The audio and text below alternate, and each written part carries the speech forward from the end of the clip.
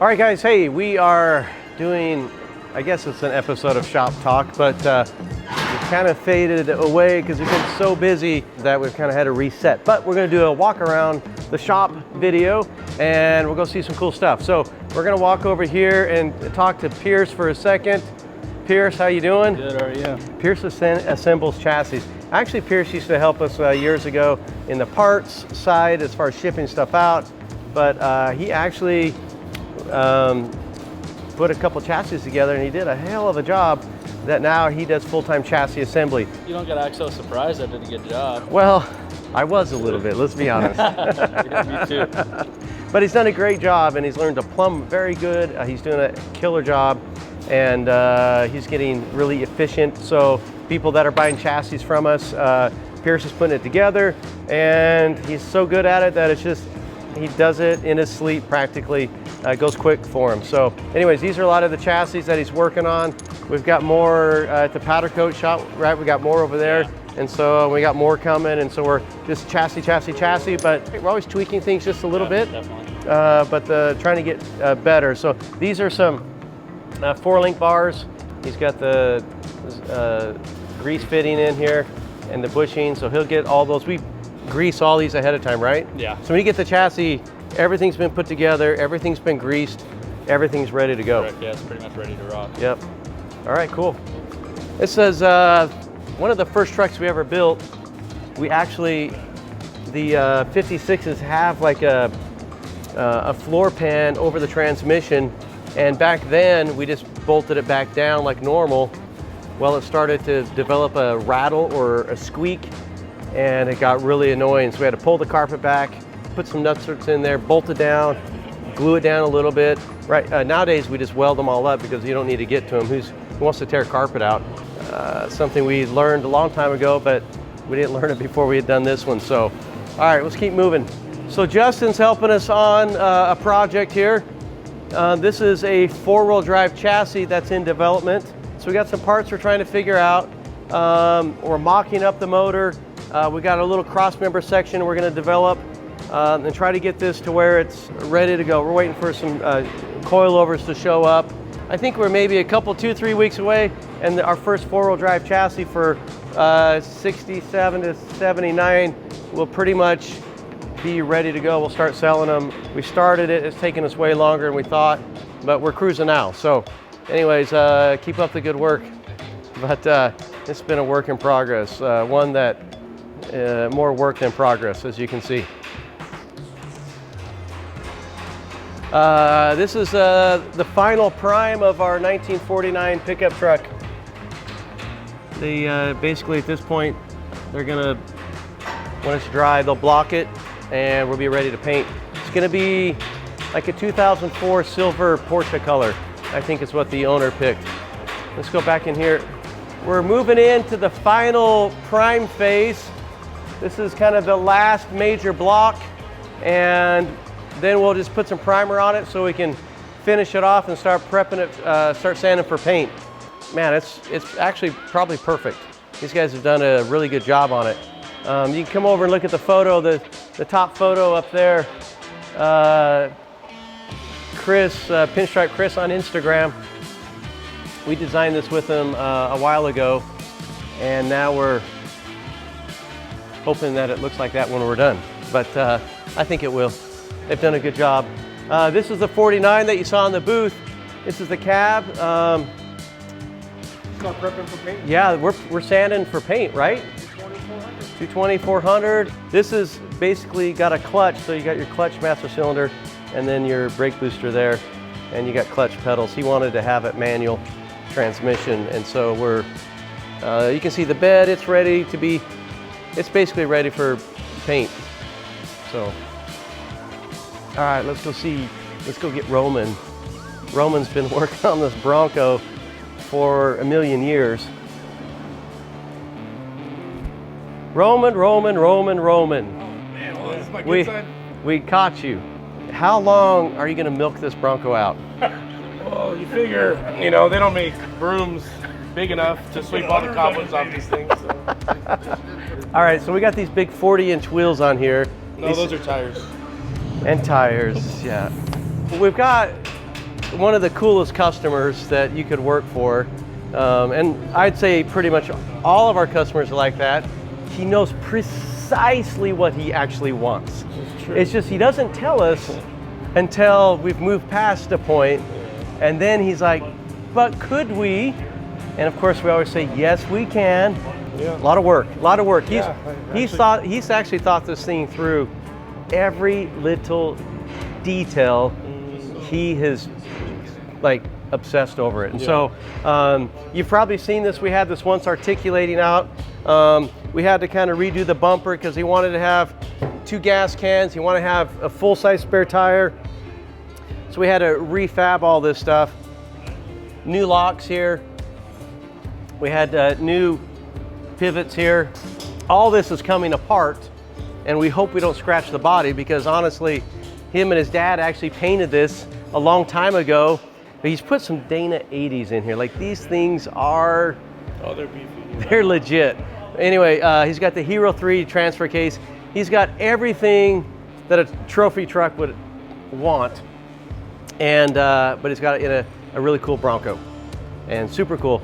Very sentimental project. It's actually one that him and his dad have actually built it twice, and this is the last time they're doing it, and so he brought it to us. He actually brought it to us just to put a Coyote in it, and as you can see, it's morphed.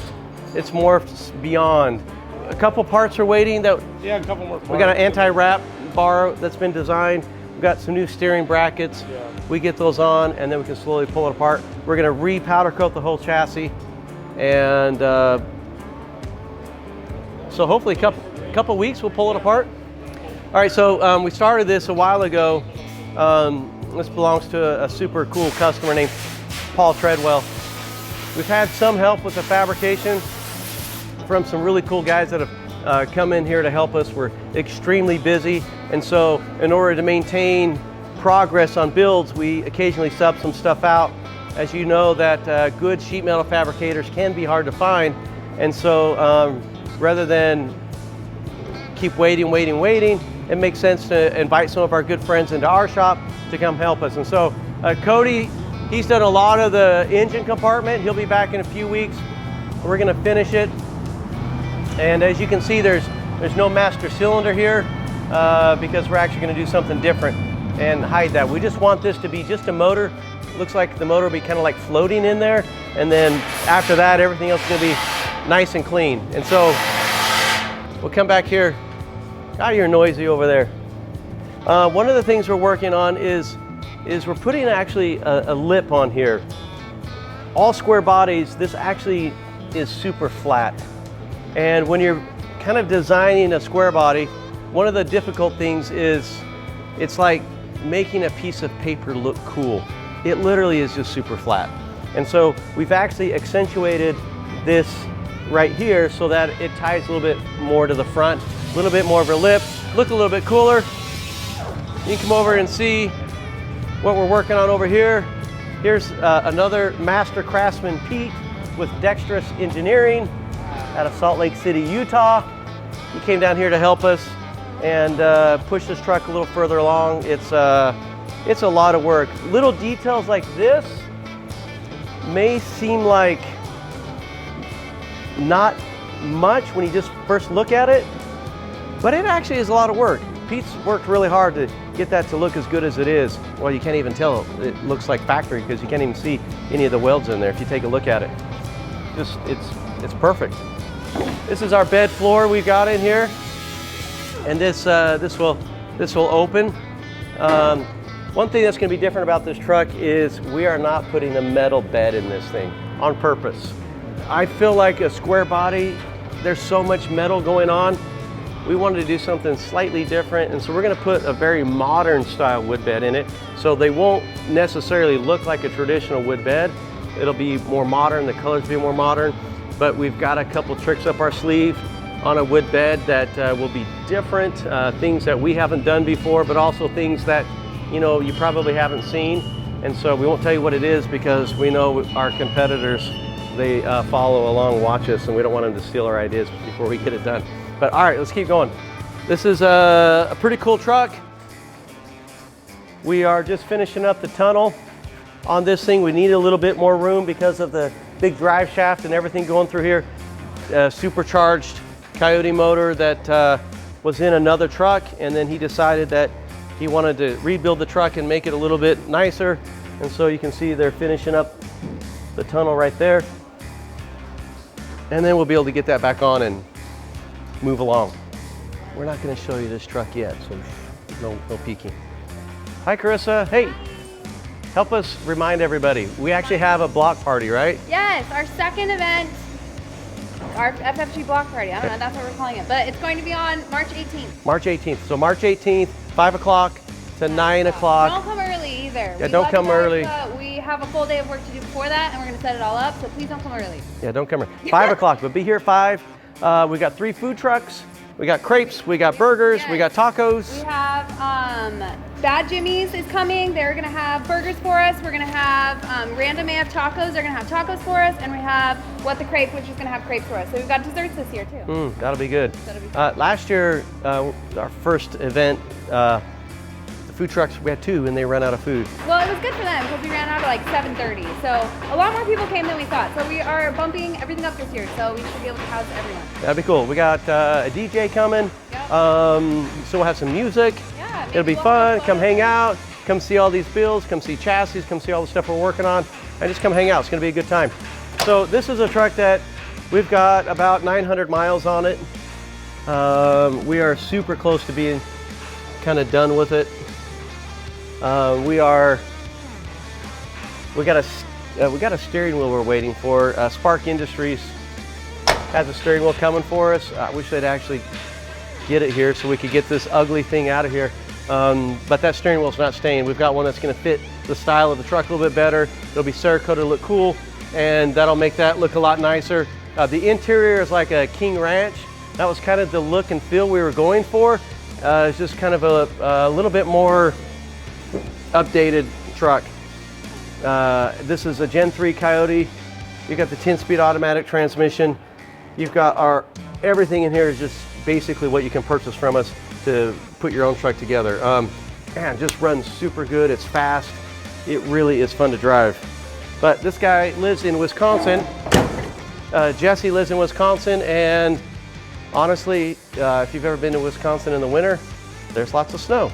And all the rust we fixed on this thing that was hidden, we don't want to rust it up again. So he's actually waiting. He'll probably come out here in a little bit, maybe drive it out here for a weekend or something.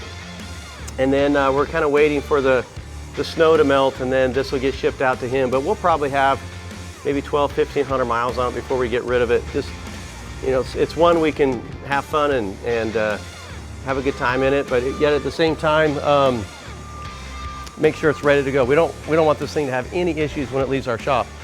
Jake, how you doing? You're good. Good. All right, so this is a Gen 3 Coyote sitting in here, exhaust fully done, a chassis fully done for a 1967 to 72 truck. And this essentially is kind of what you're gonna purchase from us if you're looking for a complete truck. Now, this truck, we're already starting to work through it. We're getting the e-brake ready to go. So that's a project that he bought the chassis from us, ready to go, and then he shipped out his truck here, and then we're actually getting a couple little things done to prep it to make this thing onto it. Now, when people do this their own, as you can take a look up here,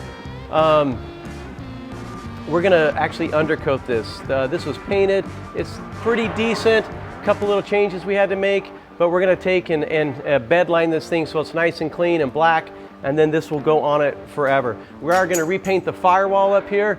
So we actually welded up all the holes, prepping the AC, and then we're gonna probably, what do you think, next week? Yeah. Is that what we're thinking?